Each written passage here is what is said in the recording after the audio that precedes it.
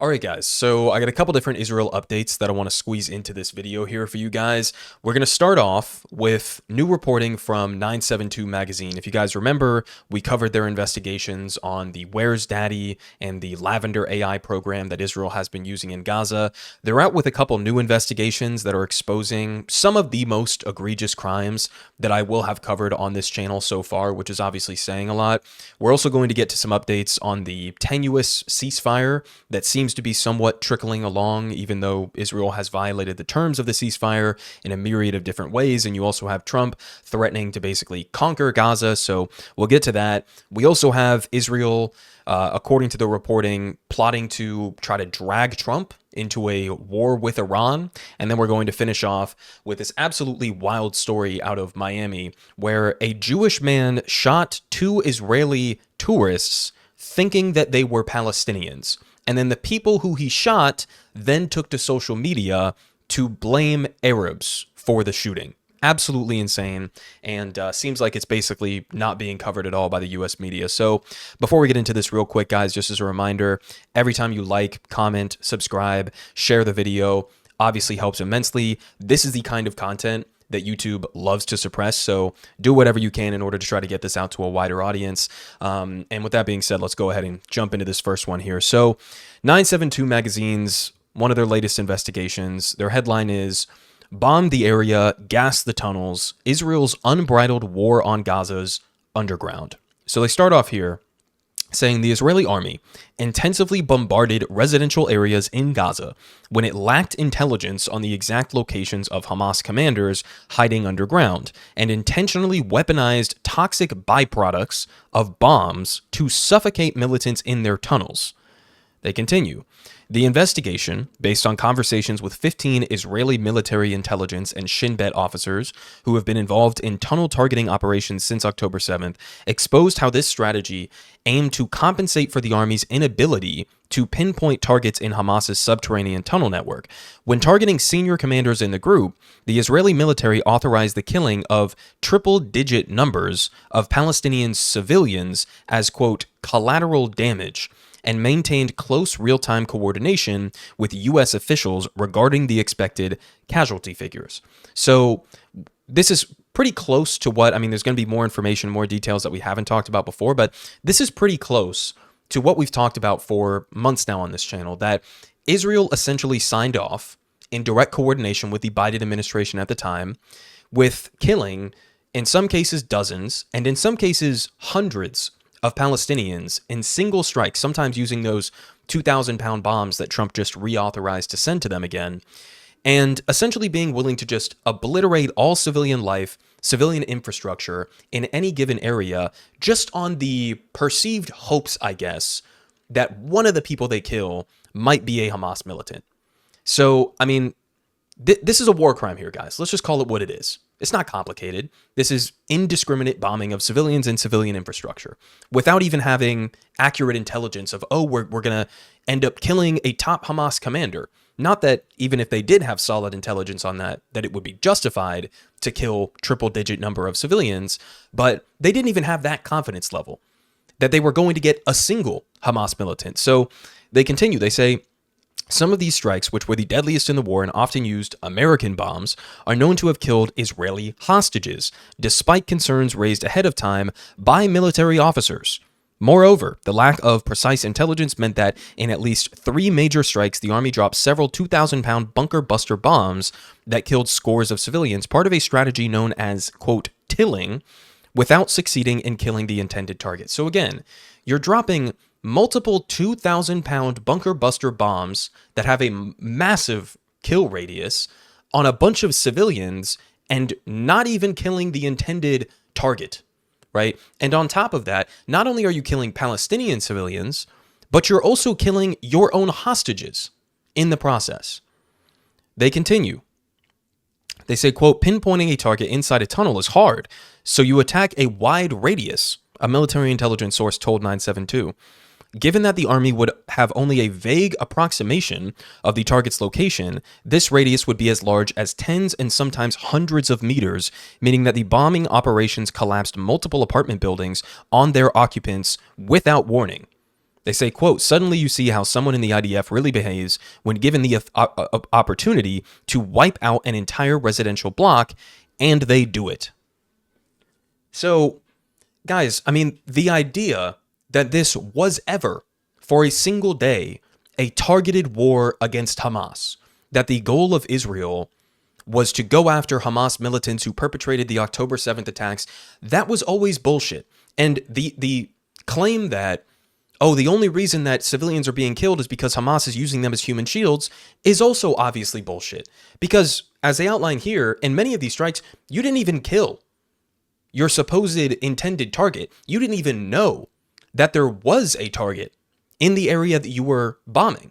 And in the process, you were leveling entire apartment blocks filled with people to the ground, killing, again, sometimes dozens, sometimes over 100 people, innocent men, women, and children in these strikes. That's not, there is no human shield defense there, right? I guess unless you're going to say, well, Hamas exists inside of Gaza, so therefore the entire Gaza Strip is a legitimate target because we can't figure out where the militants are.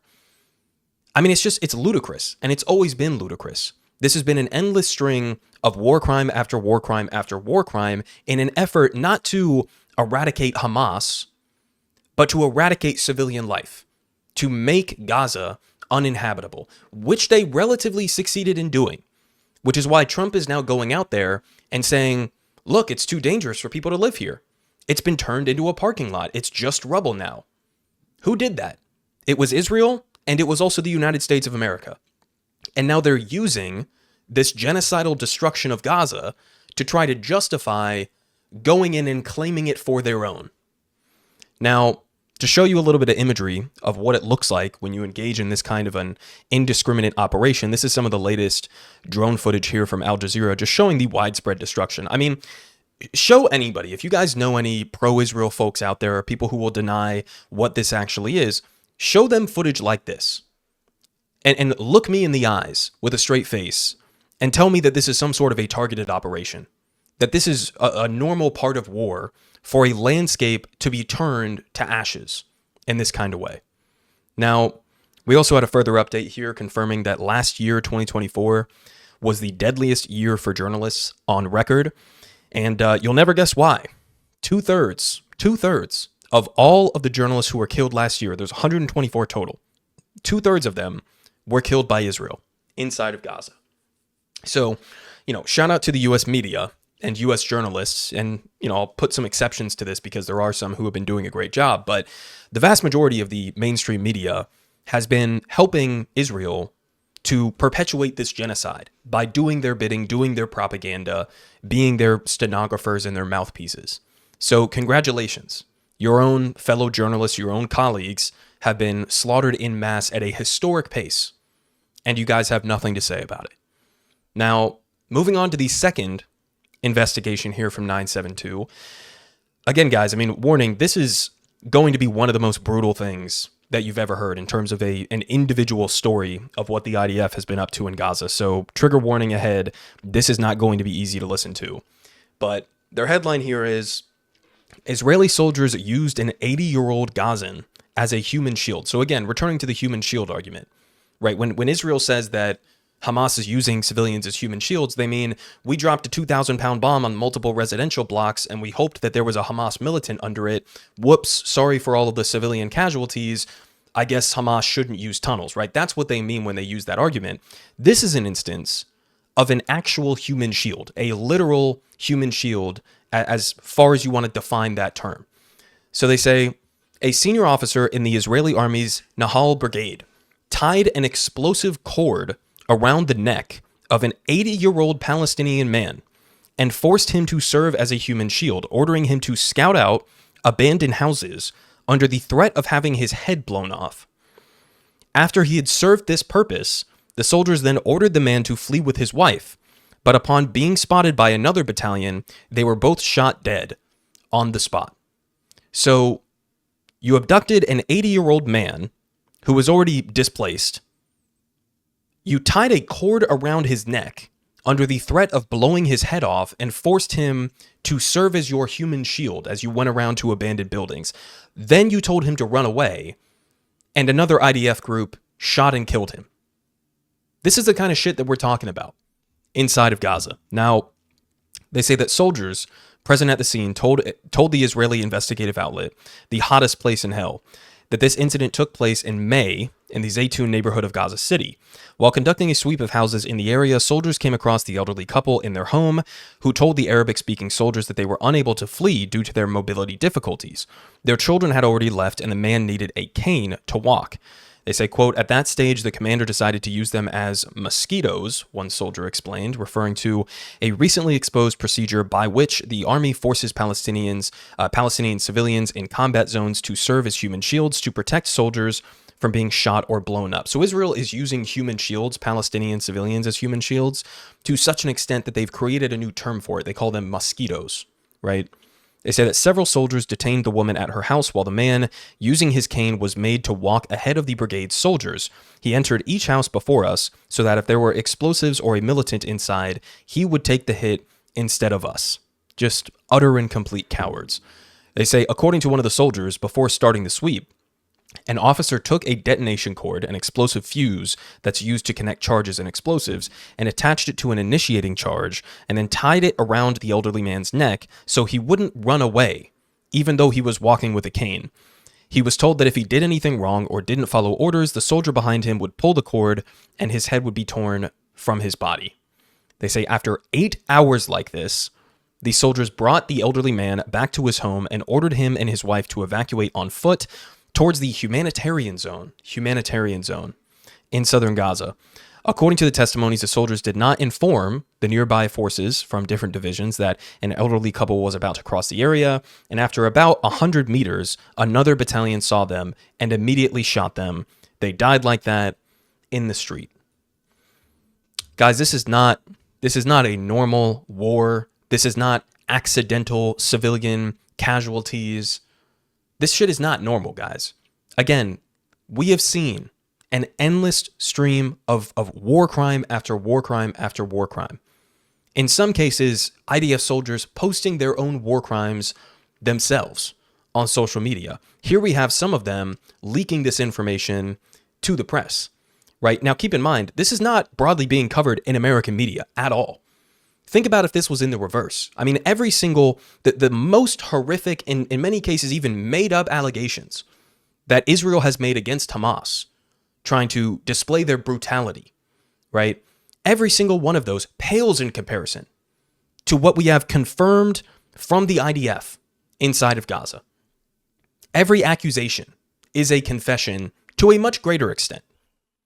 Now, moving on to the updates on the tenuous ceasefire here, we have the latest from Dropsite News. And, it's difficult for me to talk about this ceasefire because it's the Trump administration's policy in regards to Gaza and Israel is like kind of all over the place and incoherent, right? Because on the one hand, he says we want to conquer Gaza, we want to own Gaza, right? And that Palestinians will never be able to return there after we ethnically cleanse them from the area. But then on the other hand, it's like Trump's people are pushing forward with this ceasefire. But what the fuck is the point of the ceasefire if you're planning on taking over Gaza by force? Like, these things are not necessarily adding up in my head. But the latest here from Dropsite is that Hamas has announced that it will release all 6 remaining living Phase 1 Israeli captives on Saturday. So again, this is supposed to work through phases. They were supposed to be negotiating Phase 2 a couple of weeks ago at this point. Israel refused to engage that at first, and then now they're kind of sort of indicating that they may be willing to negotiate the terms of this. But they had outlined the release or the exchange of Israeli hostages for Palestinian hostages. Some were already released during this entire Phase 1 process. The latest here is that Hamas is saying they're going to release the remaining 6 that were supposed to be released in Phase 1. And then I guess you move forward with some sort of a Phase 2 negotiation. But they say that this follows Israel's demand that all be released rather than just 3. So it looks like Hamas is going along with that in exchange for allowing some mobile homes and heavy machinery to finally enter Gaza. They say that Israel has been blocking the entry of these in violation of the ceasefire deal, exacerbating the humanitarian crisis for hundreds of thousands of displaced Palestinians. So it's like a dual thing that's going on here where on the one hand, Israel gets to violate the ceasefire. And as we covered in one of my previous videos, over 20 different ways that they violated the ceasefire so far. But at the same time, they're demanding that Hamas go above and beyond what their side of the ceasefire required of them. So we get to violate it, and you have to do even more than we initially agreed upon. That's how this is playing out right now. They say that Dr. Khalil al-Hayya, the head of Hamas's negotiating delegation, also announced that the group is ready to begin phase 2 negotiations immediately, and this includes the full Israeli withdrawal from Gaza and a permanent ceasefire, talks that Israel has once again delayed. They say that Hamas says that it's open to a comprehensive exchange of all remaining as one package. And on Thursday, Hamas said it will also hand over the bodies of 4 Israeli captives, including Shiri Bibas and her children, Ariel and Kafir. And this is interesting specifically down here in terms of these hostages who were killed, because the reporting was from Hamas, at least, or from the Al-Qassam brigades, that they were killed in an Israeli strike. Now, we just covered this 972 reporting that this was pretty extensive. We don't know necessarily the exact amount of Israeli hostages that were killed by Israeli strikes, but, it's a significant amount. Now, these may have been some of the people, according to the reporting, that were killed by Israel. But in the meantime, we have statements like this coming out from the House Foreign Affairs Committee, right, led by the GOP right now. And they put out shit like this. Hamas executed a mother and her 2 children in cold blood. This is barbarism. Israel has every right to finish the job and eradicate these terrorists from the face of the earth. And as Jeremy points out here, this was reported back in November of 2023, right? So over a year ago, Hamas announced that Shiri, Ariel, and Kafir Bibas were killed in an Israeli airstrike. This was widely reported, including in Israeli media. And they're just making this statement without any evidence whatsoever, claiming that they were executed in cold blood. And not only that, but that gives Israel a justification to continue to obliterate Gaza. I mean, what are we doing here, guys? They make shit up as easy as they breathe, right? So, I mean, that's the latest in terms of the ceasefire that I have as of right now. It's kind of just a daily thing. And again, it doesn't really make sense to me that we're talking about moving towards a phase 2 of the ceasefire agreement, and part of that phase 2 requires Israel to withdraw from Gaza. But then again, also we have Trump on the back end saying, no, we're going to take over Gaza and expel the entire population. So which one is it? These two are not meshing together in any way, shape, or form. Now, we also had this. This is a final ceasefire update that I have here. Reporting from the Times of Israel, and I've heard Ryan Grimm talk about this as well, so I think that there's something legitimate going on here. Hamas said to agree to cede Gaza governance to the Palestinian Authority, right? And there's a ton of different issues with the Palestinian Authority and their legitimacy in terms of not only governing Gaza, but also governing the West Bank right now in terms of how Palestinians view the PA, and some people view them as, subservient to the Israeli occupation forces for somewhat legitimate reasons, let's say. But in response to this drastic concession here from Hamas, where they're basically saying listen, if you're willing to push forward with a ceasefire, we'll step back from power. We don't need to be in charge of Gaza moving forward post ceasefire. But even with that reality, Benjamin Netanyahu is saying not going to happen. Not going to happen. So, I mean, again, it's almost as if this wasn't really about removing Hamas from power, and that there is some other plans in the work here that the Trump administration has been pretty open about. Now, at the same time, speaking of the West Bank, we have this reporting here from the New York Times saying that Palestinian displacement in the West Bank is the highest since 1967. Since 1967, which should sound familiar because that's about as long as the West Bank has been illegally occupied by Israel. So, I mean, listen, guys, it's as clear as day what the goal is here long term. The goal is to continue with a decades and decades long project, settler colonial project, to expand Israel's borders at the expense of Palestinians and to violently, ethnically cleanse them from the region. That's what they're doing. That's what they're doing in Gaza, and that's also what they're doing in the West Bank at a historic pace. I mean, the highest since 1967. Think about that. Obviously, we also had the reporting on Donald Trump took $100 million from Miriam Adelson to basically allow Israel to do this, to annex the West Bank fully. Obviously doesn't need to be said that these are completely illegal moves from Israel, but that's the latest out of the West Bank as well. Now, moving on to the Iran element of this, because as if the, obliteration of Gaza and the ongoing ethnic cleansing in the West Bank wasn't enough, we also have some further escalation here with Netanyahu and Iran. And this headline here from CNN is Netanyahu vows to finish the job against Iran with support from Trump. Now, you could read into that in a number of different ways, I guess. Finish the job. What do you mean by that? Well, I think we can kind of rule out that he means finish the job of working towards peace with Iran, because Israel isn't really making any effort whatsoever to move forward on that front. Now, the other way you can interpret it is finish the job as in continue to escalate with Iran, continue to maybe directly bomb Iran as Israel has done, over the last year and a half, or I guess try to drag the U.S. into a war with Iran. Maybe that's what he means. Now, this is basically word for word what was reported by the Israeli outlet Haaretz. Their headline was, Netanyahu plans to attack Iran and is plotting to lure Trump into the war. So, pretty much as direct as you could possibly ask for. They have a little bit more information here in the CNN article. They say, here from Marco Rubio, Trump's Secretary of State, over the last 16 months, Israel has dealt a mighty blow to Iran's terror axis. Under the strong leadership of President Trump, I have no doubt that we can and will finish the job. That was Netanyahu, sorry. Here's Rubio. He said that there could never be a nuclear Iran. I mean, if only there was some sort of a deal on the table, some sort of a framework that hadn't been ripped up by some unidentified president a few years back, and maybe you could have had some sort of a peaceful diplomatic resolution for the U.S. to prevent Iran from obtaining a nuclear weapon. If only we had had that reality. No, I mean, in all seriousness, guys, we know the trajectory of the first Trump administration. He ripped up the Iran nuclear deal, said he could do something much better, completely failed to do that, assassinated Qasem Soleimani, drastically escalated with Iran, imposed draconian sanctions on them, and got us to the position that we're in right now. So when you say there could never be a nuclear Iran, are you trying to do a Iran nuclear deal 2.0?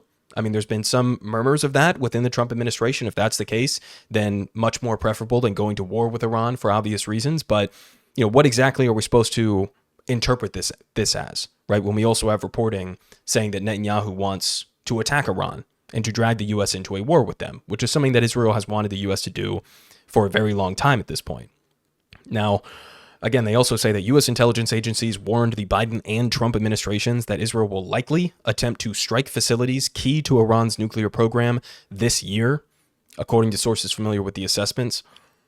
They say overall, Israel is still pursuing the broader goal of causing regime change in Iran, and that the Israeli leader said he has a common strategy with Trump on Gaza and its future, vowing to open the gates of hell if the hostages are not released. So, I mean, listen, guys, again, on top of, this horrifying plan that Trump seems to have in regards to Gaza and the West Bank, we also have this on the back burner, where at any point, Israel could just launch an attack on Iran under what pretexts, who could possibly say, and potentially try to drag Trump into that war. Whether or not Trump would side with them, whether or not Trump would get the U.S. into a direct hot war with Iran. I mean, it doesn't need to be said how absolutely disastrous that would be. I mean, it would be the Iraq war on steroids, essentially. It would blow up the entire region, destabilize everything. But I guess it's, we got to sort of, again, take this day by day. Because the Trump policy in regards to the Middle East is, again, so incoherent that it's almost impossible to wrap your mind around with how much dodging back and forth he does on a near daily basis. So I guess the broader strategy for Israel right now is they want to normalize relations with, other Middle Eastern U.S. allied countries like Saudi Arabia. They want to expand their borders to annex the West Bank, to, I guess, annex Gaza as well. And they want the U.S. to go to war with Iran. So that's broadly what the goal is. That's not difficult to understand. But, whether or not Trump is going to go along with that is a little bit more of a difficult case. Now, finishing off here, guys. Long video. But if you stuck through the whole way, you get this story towards the end. Absolutely insane shit coming out of Miami. So the headline here from The Guardian is, there was a Jewish man who mistook two Israeli tourists for Palestinians and then opened fire on them in Miami. Gets worse from there. The victims, the people who were shot, posted, quote, death to Arabs on social media after the shooting, while the suspect is being held on attempted murder charges. So basically what happened, and I don't know why the fuck he did this. He just did it. He's insane. But this Jewish guy sees these two people driving in a car next to him. He's in this big truck, and he looks at them and thinks that they're Palestinian for some reason. And this is according to his own words. I mean, he literally said, I saw that they were Palestinian, so I shot and killed them. That was his initial report to the police. So he didn't try to hide what he was doing here. But he sees them in the car and then fires, I think it was 17 shots at them. Now, he didn't end up killing them. They both survived, and I don't think their injuries were even life-threatening. But after he does this, so Jewish guy shoots these two men thinking they're Palestinians, turns out they're Israelis, and then those Israelis turn around and blame it on Arabs. And they post it on social media. Death to Arabs in a Facebook post. I mean, if this doesn't get to the core of just the widespread dehumanization of Palestinians amongst many Zionists, not just in Israel, but also here in the United States, clearly as well. I mean, the idea that you would have a situation where just by seeing Palestinians, you would open fire on them. The amount of dehumanization that has been allowed to happen towards this group of people is utterly unimaginable. I mean, I guess it is imaginable because it's literally happening right now. It's not the first instance that I've talked about on this channel of, targeting of Palestinians just for being Palestinians in the U.S. There were also a few others who were shot and killed. I think that was in Vermont. But, I mean, again, the amount of dehumanization it takes to have this kind of a story play out in the way that it did. Two people shot because they were suspected to be Palestinian, and then the two people who were shot turn around and say death to Arabs and blame them. It's just unreal. And again, final point here that this is getting a lot of coverage in Israeli media, not a lot of coverage in U.S. media from what I've seen. And I wonder why. I wonder if this would be the case, if it actually was in the reverse, right? If it was a Palestinian American guy who saw somebody wearing a yarmulke or whatever and shot him in cold blood.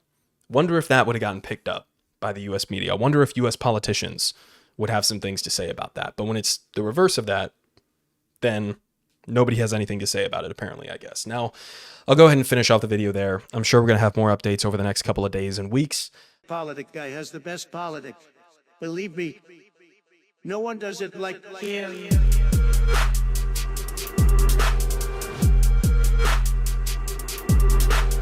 Believe me.